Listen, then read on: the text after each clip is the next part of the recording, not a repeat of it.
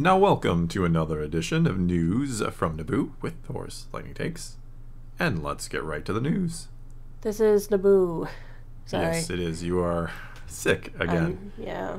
COVID. I think this is I think it's your fourth time with COVID, right? I hate COVID. Yep. I currently can't smell anything. It doesn't seem to affect me too much. I accidentally snorted some orange juice trying to see if I could smell it. Yeah. You were like, can you smell the orange juice? I'm like, I can smell it from here. And your nose is in it, and then you sniffed real, and it just flew up in there. But anyway, couldn't smell it. That's not why people are here, I don't think, for that story. Sorry. But they got it anyway. Yeah. Okay, so first up in Star Wars news, we heard a little bit of a rumor going on that Star Wars is going to be reducing its TV output. I'm not surprised. Nope, I don't think anybody would be. No. Feels like it already has been reduced. Right. We did hear, a long time ago, they said that, 2023 in July, Bob Iger said they were spending less on what they make and making less as well.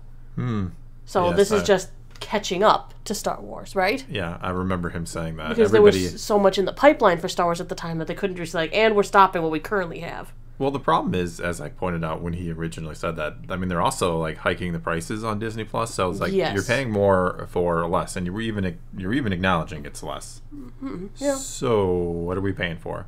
I mean, well, they want you to combine it with Hulu and with Max. Well, sure. But I mean, if you're a Star Wars and a Marvel fan, that's what you have Disney Plus for. Mm-hmm. You're getting essentially one show a year for maybe a couple weeks. You're not staying subscribed the whole year. That's why they want you in those bundles. Yes, because then you're staying. And you're just stuck in there, yeah. And you're probably not watching all that much on the other ones either, but not realizing it. And how much time do you really have to watch all your streaming services? Well, yeah. I mean, that's the problem. How much time do you have to do everything you want to do? Doing it all, yeah. I mean, he had said back then they're going to pull back, not just to focus, but as part of their cost containment initiative, spending less on what we make less and making less. They said this in 2023. It literally is just catching up to Star Wars. Because we know next year, 2025, we're getting Andor season 2, the final season. Unless there's an animated show. Yeah, animated shows are allegedly not included in this. For live action, it's going to be one Star Wars live action a year. 2026 will be season 2 of Ahsoka. We'll probably find out some more upcoming things when we have celebration next year. Maybe whatever's coming for 2027. Yeah. But on the bright side, we do have the theater movies coming back. Mm-hmm. Well, I mean, we'll see. Allegedly. As we always say, until I'm in the theater watching it, I don't believe movies are coming back. I mean, 2026, we should also be getting Mandalorian and Grogu? Yeah, May of 2026. So yeah, and wasn't there a December too, or is that... Yeah, there is a December that year, which is unannounced as to what it is. But if cough, they're going to go with... for a movie, cough. Probably. But if they're going to go with a cadence of essentially one movie a year, which is what I think they want to do, assuming they can sustain it, which it seems funny that Star Wars couldn't sustain one movie a year, but here we are.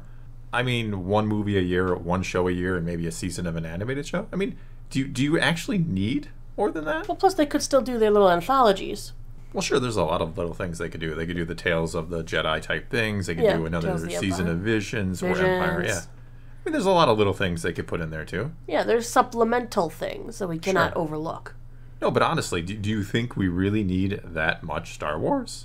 Do you think that's part of the problem? Need versus want. Especially, again, as I bring up, the casual fan, that average viewer. Do you think they want to watch 3 shows a year on Disney Plus and then go to the theater twice a year? And I mean, I think Marvel was in a better position to do something like that when they tried it, and even they were like, nah, this doesn't work. It's too much. Yeah, they stepped on back from all that. Though also their quality, wasn't what it was in the first 3 phases with Phase 4. It wasn't just a matter of too much. It was a matter of too much that wasn't good. Yeah, which is kind of what Star Wars is trying to avoid, I hope. Yeah. Make everything you put out really, really good. I know it's a crazy concept, but that's been the problem. You kind of put out these half-assed shows. You can't circle the drain. No. You gotta put out quality, otherwise people are not going to watch you. There's as we were just talking about, how many streaming services are there? There's so many other options. The Star Wars name alone doesn't work anymore. People aren't just going to automatically tune into Star Wars. You have to make it great. I mean, not to mention, you can't justify spending $180 million to produce a show like The Acolyte twice a year. No, you can't even produce that once a year at $180 million and get the results it did. No. It didn't get the viewership, which is the reason, again, why it got canceled. And you can't just spend $180 million on something that doesn't up your subscriber count, or you're going to go bankrupt, essentially. Essentially, you will. All right, let's move on to something else that I found interesting today. We did mention that the Acolyte was doing one-shot comics featuring Well, it does one-shot seasons, too. Ha, ha. Well, they had one called Kelnacca. It came out. They also have one coming up focusing on Vanessa Rowe and one focusing on Jordan Jackie. Is the Vanessa Rowe one going to explain what happened to her? I don't know. Well, the Kelnacca one didn't explain anything about Kelnacca, so why would the Vanessa say anything about Vanessa? I haven't read it. I'm a little behind on my Acolyte. Then I will fill you in. Okay. The Kelnacca book, because he is a Wookiee and he apparently can't speak for himself, even in a comic book dedicated to him. You can do the little things where they could have done better, yeah. But they didn't go into his background to provide him with any depth. Cool. The entire story is told through the eyes of his once apprentice, who's now old and dying. But before he dies, he wanted to tell his adventures with the great Kelnacca to his own pupil. Did his apprentice speak Sherwook or no? Sherwook? They could communicate. Okay.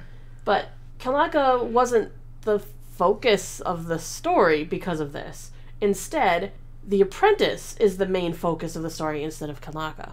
Kelnacca doesn't say anything. He doesn't do much of anything interesting. He's just kind of there. I thought he was telling stories about him. He's telling stories about Kelnacca, but everything is from his perspective. So he's just talking about what Kelnacca is doing. Another banger book. Other characters throughout history who don't speak have come across very successfully. Even Chewbacca's one-shots were about Chewbacca.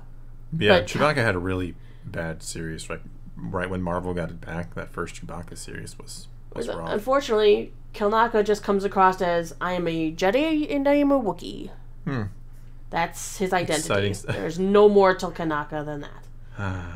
Just sad. I mean, there's like a couple of fight scene page type things, but it's really not much of anything. Well, which that's is the problem severely with disappointing. It's a problem with a lot of the comics and the books. It's just like this filler stuff. Like, here's his backstory, kinda. Kind of. It's like just some generic story. You're supposed to enjoy it and buy the book. But exactly. Nah. You better buy the book. That's what we're here for. It just gets to be too much. I mean, it goes back to the whole too many shows, too many everything. Even for the hardcore fan, you're like, do I need like a random story about Kelnacca? Does that complete my Star Wars experience? Am I a fuller fan now? Maybe if it would have actually given you any pieces of information about him. It has to be entertaining in and of itself again, too. Another problem they have with these comics, they try so hard to be like, oh, this is an important part of a story, even though it's not. And then it ends up kind of being blah and generic. Yeah, she knows. She reads them, too. Knows. She's around. She's always around. All right, well, so that was kind of a bust. Let's get into new this week in Star Wars, etc. There's really not a whole ton going on, not this week, but we're getting somewhere. It's okay, we're getting somewhere. Starting on Thursday, the 12th, we've got Rings of Power, episode 5. I know we didn't do a review for episode 4, but the COVID. You were dying, essentially. Yeah, I still feel kind of there. I think you're on the backstretch, but you can't smell or taste or anything, so. Taste a little bit, smell, no. The house could be on fire and I would not smell it, which is worrisome to me. And I would have a hard time getting us out because I'm recovering. It's funny because I was finally like, look, I'm feeling much better. I can kind of walk again. Yeah. And you're like, I got COVID. And it's like, oh, okay. I'm down. It's great. My turn to take care of you. You're doing so well. I'm trying. You know it's not easy right now for me. All right. And anyway. On Friday the 13th, Lego Star Wars Rebuild the Galaxy will be coming out. We'll watch that. We'll watch that. That'll be fun. Review that, yeah. It'll be a good old what-if story for Star Wars. Yeah. That you don't have to really dig into and hardcore canon it because it's just it's there not, for fun. It's not meant to be canon. Thank goodness. It's canon to the Lego-verse. Lego canon. All right, well, I guess that's all we got for you this time. Unfortunately, there will be no Meme Monday tonight. Sorry, I know it's been a couple weeks in a row, but we will have a next week. Maybe try to do something special next week. We'll see. We'll see. But until next time, thanks for watching, and leave your comments below.